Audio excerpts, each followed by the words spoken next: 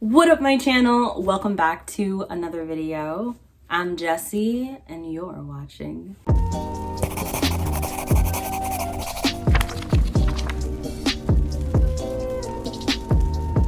Welcome to my latest video, which is going to be books I have to read by a specific date or I unhaul them. Now, these books are all 5-star predictions, which adds an element of pressure to this list, and they also happen to be the 22 books that I want to read in 2022, which is why I'm pressuring myself to read them by a specific date or unhaul them. This is because I hate that feeling of like, oh, I have to read this book, but it doesn't come out till like August, or like not having gotten to all the books. Now, this also serves as my spring TBR because I'm trying to read these books by a specific date. So you getting a lot in one video. You are welcome. Now, like I said, these are all 5-star predictions, books that I'm so excited to read. And if you want to see reading vlogs for any of them or tell me which ones I should prioritize, let me know in the description box below. But before we get into the video, a quick note from this video's sponsor. As y'all know, I am a full-time content creator, and content creation, as much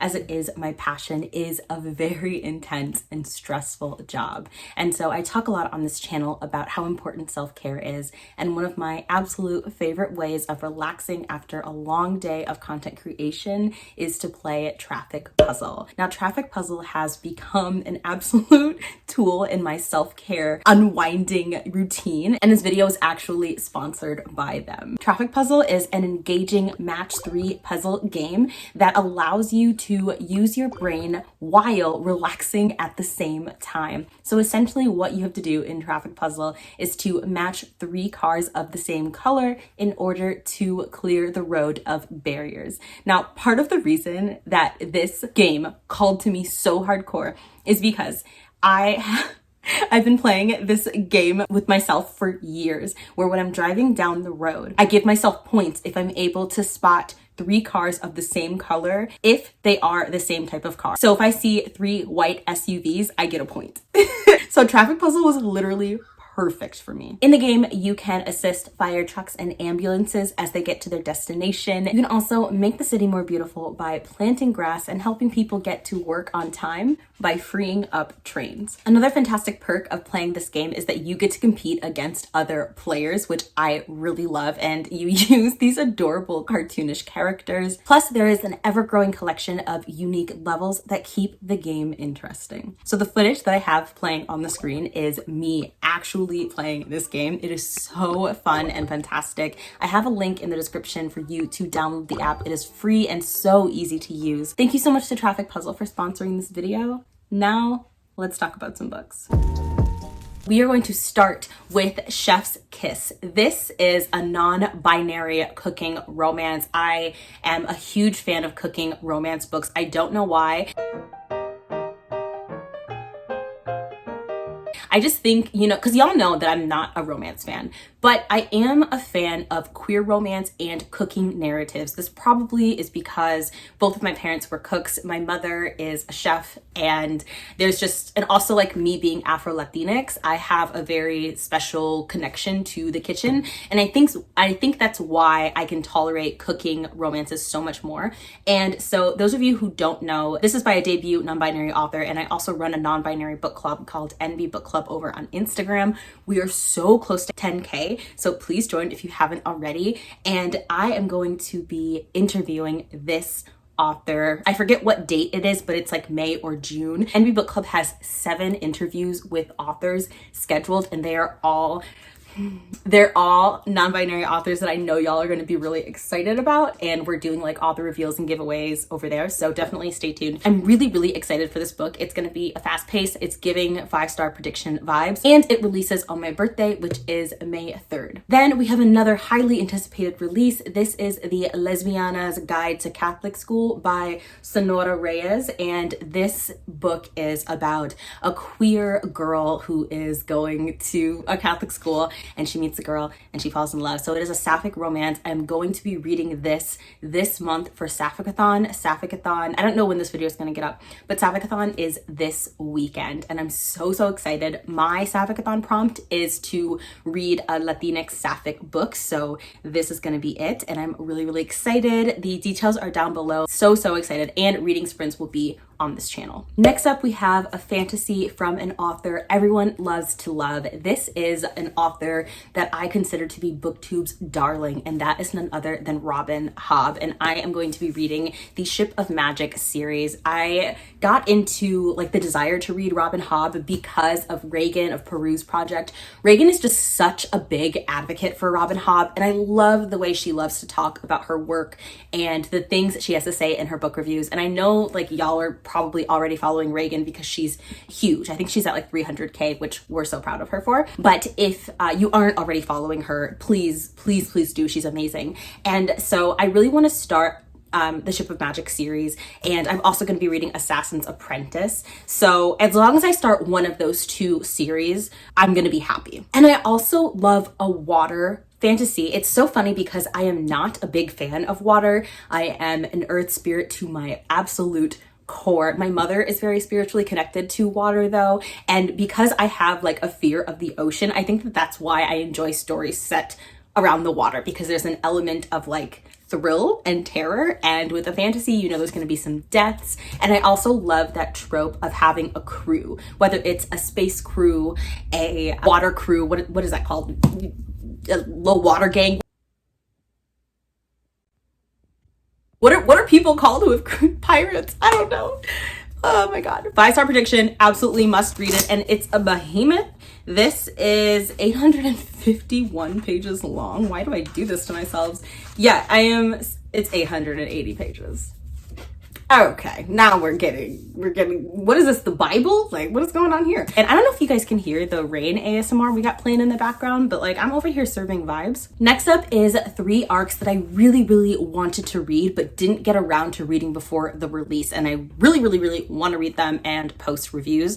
Comment down below with how many times I said really in that sentence. I have a vast vocabulary as a lifelong reader, I promise. And the first book we're going to be talking about is The Three Mrs. Greys. This is a debut thriller by a Black author. I have been loving my Black thriller authors. You're going to see pretty soon here a Black thriller, horror noir week where every single day I'm going to be dropping a recommendations video for 7 different types of thriller mysteries that Black authors are writing. So you're gonna see a supernatural day, you'll see a horror day, you'll see a serial killer day, that kind of thing. And I'm really excited. So you're gonna see that very soon. I will be starting the filming process and I am really excited. So I wanna read this book so that I can potentially recommend it in that series. And this is a book about 3 women who are all married to the same man. And they find out about this and like the man gets put in the hospital. I don't know what happens. There's a gun involved and there's murder, and then the main character is like, I'm gonna be the one, I'm gonna be the final girl kind of situation. And I hate the trope of women fighting over a man. I hate that. I'm all about female solidarity. You know what I'm saying? It's just, especially with me being queer, like I don't care. I am very excited about this book to see how that premise is handled. I'm curious to see, is this going to be like a basic ass thriller, or is it going to really pack a punch? Now, I am making a 5-star prediction for this, but out of all of the books that you're going to see me talk about in this video, this is the one that I have the least amount of faith in. So I am excited. And then next up, we have For All Time. This is a romance that people have just been absolutely loving. It's a romance between 2 Black teens, and I'm going into it knowing very little intentionally. I believe Jan loved this, and so many booktubers have been hyping this book, and I'm excited. The cover is just so stunning, so stunning. I don't know what it is, but I have a thing for Black folk on book covers with flowers. Some of my favorite book covers have Black people on it and flowers, and I'm just really excited. Like, the illustration got me extra hyped for the story. And finally, we have Violeta. This is the latest from Isabel Allende, who is just such a prolific Latin writer. And this is a translated work as well. I'm trying to read more translated works in 2022. And so far I'm doing aight with that goal. But this is her latest story where we are following a young girl who is growing into a woman and coming into her own. It's kind of like a coming of age growing up story. And I've heard amazing things about the writing. I loved her last book, A Long Pedal to the Sea. Wow, that is one of my favorite romances of all time. And it's not a romance book specifically, but the romance within that book is phenomenal. It's a marriage of convenience, and you see throughout the years of this couple them actually fall in love. And that's one of my favorite tropes. You see that in the Conductors, and I tend to be a really, really big fan of long-term slow burn romances. Like I want to see you develop love over years. And I'm just so excited for this book, and I believe that it does have some romance in it. Then we have the latest book by Kali Fajardo Anstine, and this is called Women of Light. Now this book releases on June 7th, but I'm going to be reading it before then. And if this, oh my gosh, what happened? What happened? Okay, I'm gonna use this as an excuse to buy a finished copy. So we're just gonna call that fortune. We're gonna call that a toxic trait.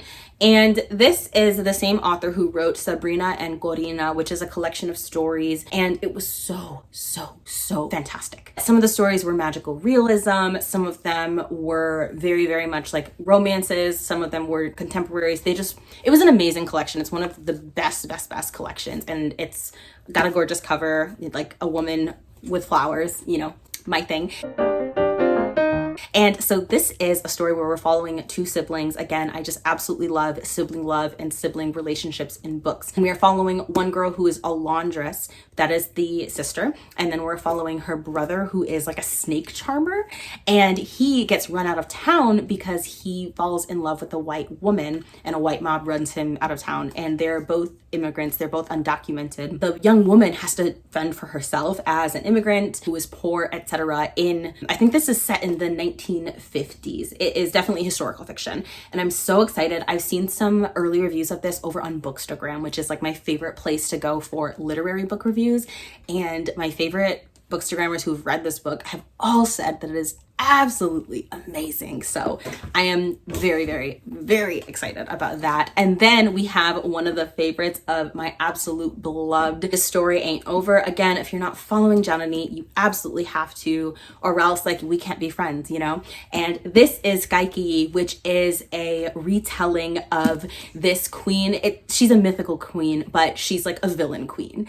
And this is a fantasy based around her. So essentially it's in a world where gods and men dictate the shape of things to come. And so we are hearing this story told from the perspective of a really powerful woman, and it's described as in the spirit of Circe, Ariadne, and the Witch's Heart, which I loved Circe, and I'm dying to read Ariadne and the Witch's Heart. I own both of them. Chloe loved Ariadne. Comment down below if you've read the Witch's Heart and absolutely loved it, but I know that another one of my friends who's a bookstagrammer is reading it right now, and it just all sounds really good. And so this is a retelling of one of the most famous Indian epics, which is the Ramayana. That's what I was thinking of. So excited. And another one of my favorite tropes, like my favorite oddly specific tropes, comment down below if you want to see a video on my favorite oddly specific tropes.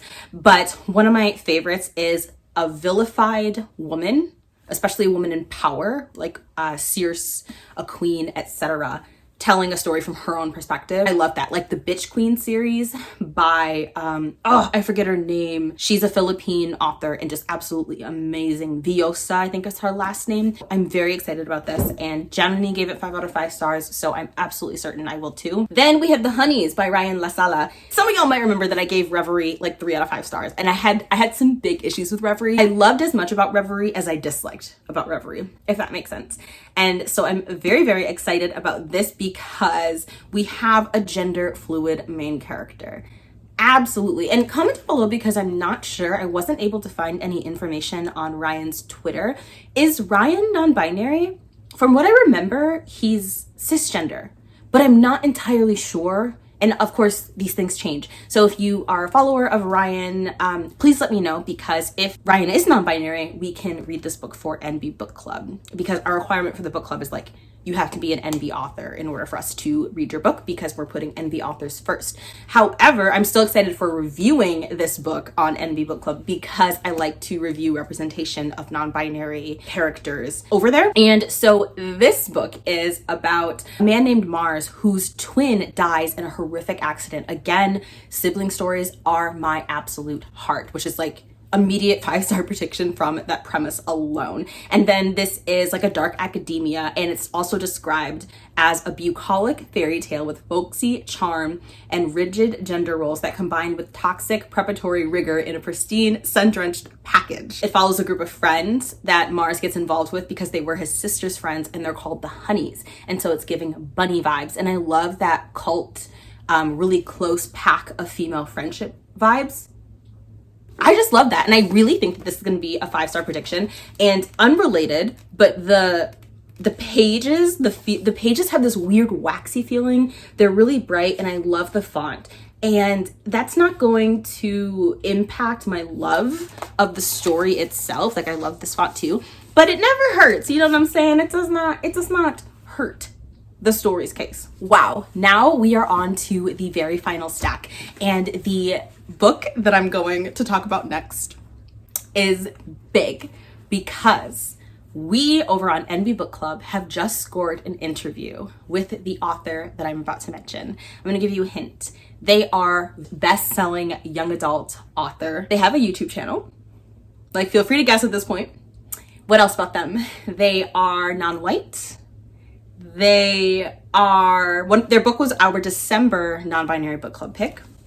Okay, so if you have not guessed, if you were not able to guess, I'm going to reveal the author and the book that I'm going to be reading, and that is none other than Zachary Ying. Look at this. Xiran J. Zhao. I can't. And also, like, unrelated, but they just followed me on Instagram today, and I saw the notification and I was like, why? Like, why are you following me? A lowly, you know what I'm saying? So if you're not familiar, they are a first generation Chinese author. So well known for their debut book, which was Iron Widow, this amazing science fiction fantasy, one of my new favorite books of all time. Gave it 5 out of 5 stars. It is young adult. It is just powerful. And I'm sure you've heard of it if you're watching this video because the book is just absolutely everywhere. And I know at some point that it's going to be announced for an adaptation. There's simply no way that that book doesn't get adapted, like within the next 6 years, in my personal opinion. And so this is their debut into the world of middle grade, and we're so excited because this book involves a young boy and his non-binary spirit tiger. It delves into mysteries and magical artifacts, and we are going to be voting for this as a non-binary book club pick, and so excited. The non-binary book club is currently voting for the April selection, and then we'll start voting for May and June. There are so many highly sought after non-binary books coming out in the early half of the year, and we're excited for absolutely all of them, and I just cannot wait. So I will be getting to this sooner rather than later. Next up, we have one of my most highly anticipated 5-star releases, which is the sequel to Love Boat Taipei, Love Boat Reunion. As y'all may know, this book is getting an adaptation, and we're following a young Taiwanese teenager who wants nothing more to be a dancer, and her parents force her to go to this summer camp. They are absolutely against her love of dancing, and there she meets other Taiwanese teenagers, like for the first time, has this group of people who look like her and share cultures, and it's just a really beautiful story. She falls in love with 2 boys, and there is a love triangle, will they, won't they situation, and this is one of like 4 love triangles that I actually support. It's amazing. If you don't like love triangles, I encourage you to give this book a try. And I'm so excited about the sequel. Like, Jan absolutely loved it. Absolutely cannot wait for this. I'm gonna be reading it sooner rather than later. I do not have Love Boat Reunion, and honestly, like, I'm probably gonna order it right after filming this video. Then we have Things We Couldn't Say by Black and bisexual author J. Coles. There is not enough focus on Black boy queer books on BookTube, and I really want to host like a queer Black masculine readathon at some point because I'm very excited about these books, and I want to get to it sooner rather than later, also because spring is the time that I crave, young adult romances and like tender young adult stories. That's why For All Time is on this list. And The Lesbiana's Guide to Catholic School. I don't know what it is. It's just like the flowers. The new blooming makes me think of new and young and love. And that's what I crave during this time. And then my reading tastes get progressively darker throughout the year. So I'm so excited about this book. Next up, we have a book that I'm absolutely dying to read. I'm going to be reading this in May in celebration of AAPI month, and that is The Sympathizer. This is a really fantastic book. I think that this is the one that won the Pulitzer, and I'm so absolutely utterly excited because it's about a young man who is a spy. Actually, I don't know that he's young, but he's a spy. And it's won 7 other awards on top of a Pulitzer Prize in fiction. Just absolutely amazing. So it's a suspense thriller and a literary novel of love and betrayal. And so he is half French, half Vietnamese army captain who comes to America after the fall of Saigon. And then the spy element comes in. I'm so excited. This and Pachinko which Pachinko should also be on this list. Tonight, actually, the poll for my Patreon is going to go up to select our April and our May book. And Pachinko is definitely going to be on the April poll because of the adaptation coming out. I think it's this week. And it would be really fun if on my Patreon we read the book and then buddy watched the show together. That would be so freaking cool. Yes, I'm doing that poll right away. Okay, so next up are 2 books that were just sent to me for Non-Binary Book Club, and they are both YA love story collections. We love. And so these books are out there, and all signs point to yes. Beautiful. All signs point to yes is a collection of 13 young adult queer love stories, and each love story is based off of the zodiac. So you have a Taurus-centric love stories. These stories are celestial and astrological and queer and beautiful from some of the most noteworthy non-binary authors. We have Emery Lee. We have Mark Oshiro. I'm sorry, not all of the authors are non-binary. Queer and trans authors. I'm doing so good right now. Like, I'm doing so good at describing this book. It's queer and astrological, and it's an anthology. Say less, Jesse, say less. You good, bro? Like, you need me to call someone or? Then we have another LGBTQ plus YA anthology, and this is an anthology of futuristic stories. So it's stories of queer kids in the future. And just how exciting is this? We love a sci-fi anthology. I've never read any books like these 2, with the exception of Black Enough, but Black Enough wasn't all strictly like sci-fi futurism. And so, oh gosh, I cannot wait. If you have any recommendations for like queer anthologies, especially if they're YA, comment down below. Comment down below because I would absolutely love to know. And then finally, I have to read the sequel to Raybearer, which is Redemptor, this spring. This was on so many of my lists last year, and I just never got around to reading it. As y'all know, okay, I'm gonna like give a little flex. I was like screaming about this book before it was cool. Like before the adaptation got announced, like right when this book came out, actually before, because I read the arc, and I was riding the chain.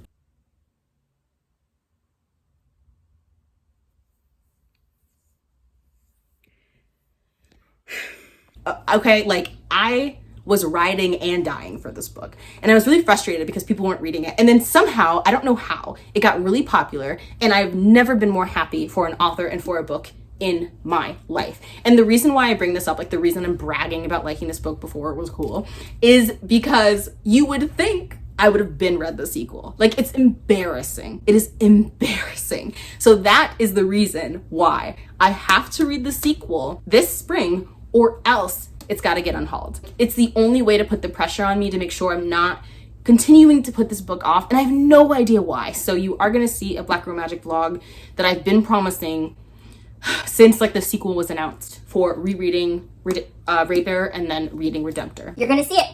You are gonna see it or else this book is getting unhauled. We have our last 5 books here. The first book is The Conductors by Nicole Glover. Now, not The Conductors, excuse me, The Undertakers. I just read The Conductors. It was actually a reread, and I caught so many things more on the reread.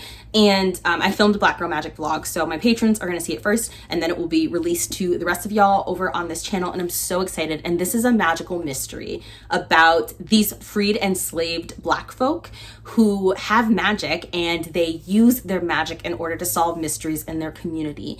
It is one of the best mystery books I have ever read, and it is astrological. So the magic is celestial and astrological, and it is so cool. And the themes, there are so many different ways to analyze this book, and it is just an absolute work of art.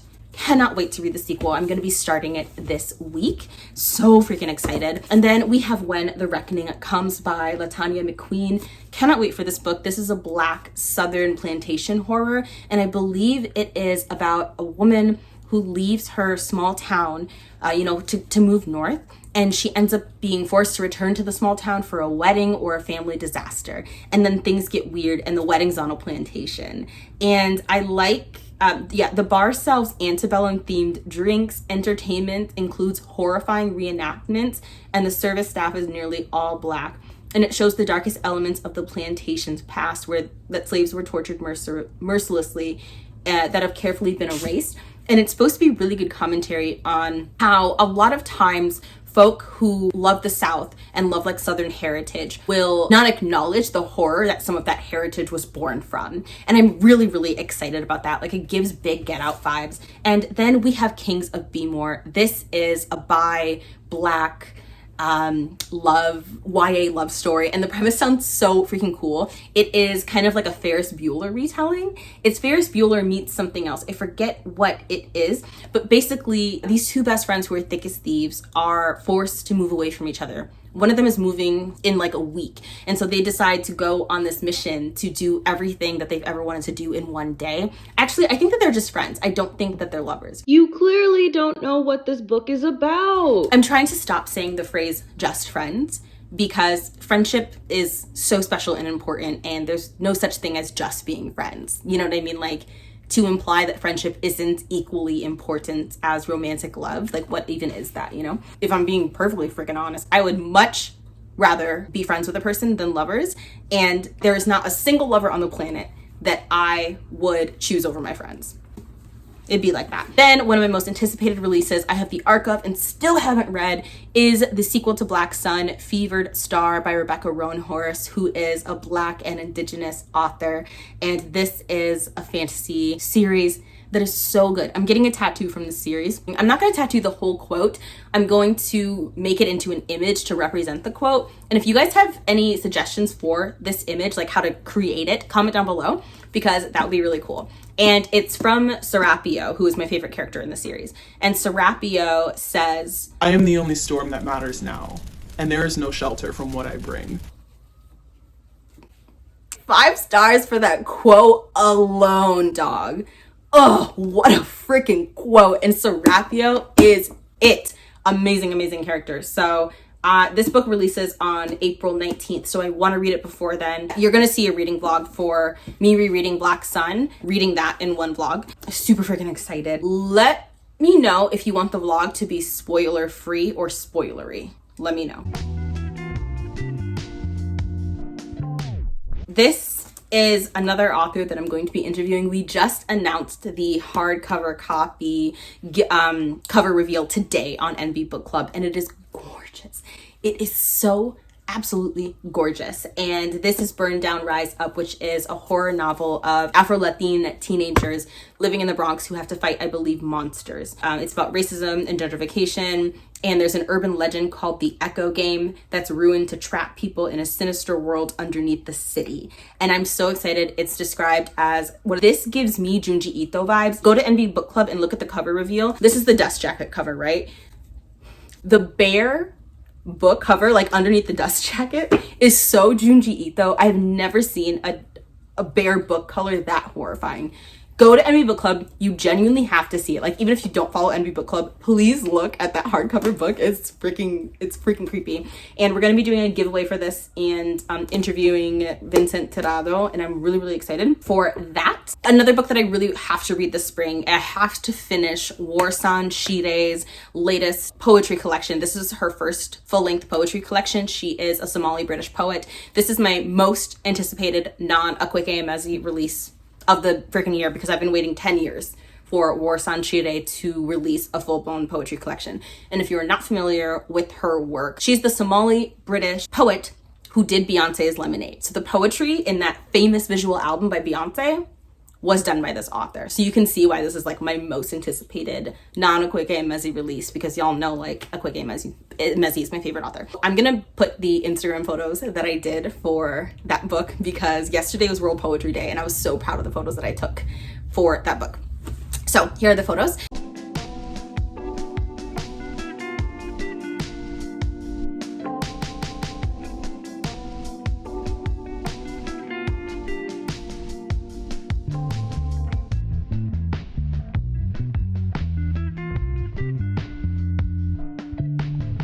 Thank you so much for watching another Bow Ties and Books production. Don't forget to download Traffic Puzzle in the description box. There's also in a pinned comment down below. Have yourself some fun. If you want more content from me, I do have a Patreon where I post exclusive content for my patrons. We just added reading sprints to the benefits and perks of the Patreon, and I'm so excited to be doing sprints. Each sprint will feature another booktuber, so that is super exciting. But all of my social media links are in the description box down below. Be good to yourself, be good to others, and I can't wait to see you in my next video.